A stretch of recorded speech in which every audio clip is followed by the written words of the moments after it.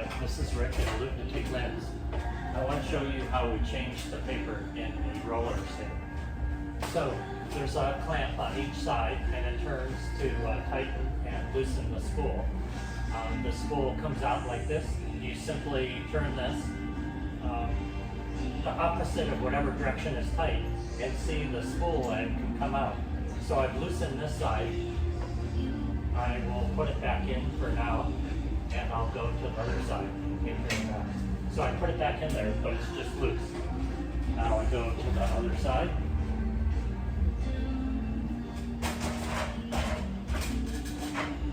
This one's a little more complicated because we have the motor here, but I simply turn it as well and loosen it. And now the end comes out, but the motor's still attached.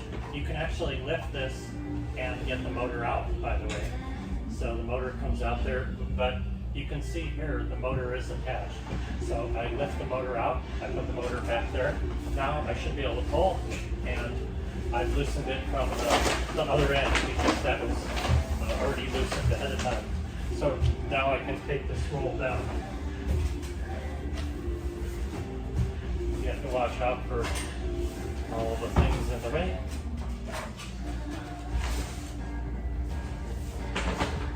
Alright, so that's it, and we've got that out. That was easy.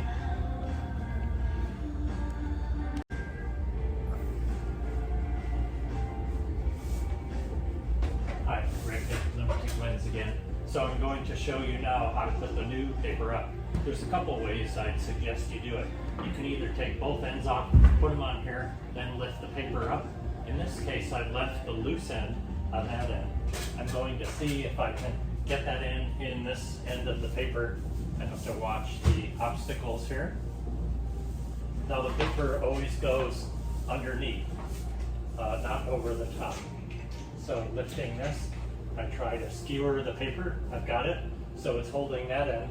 Now I simply have to lift the motor off on this side, put it in the end of the spool, and there's a tab where the motor goes back on the bracket.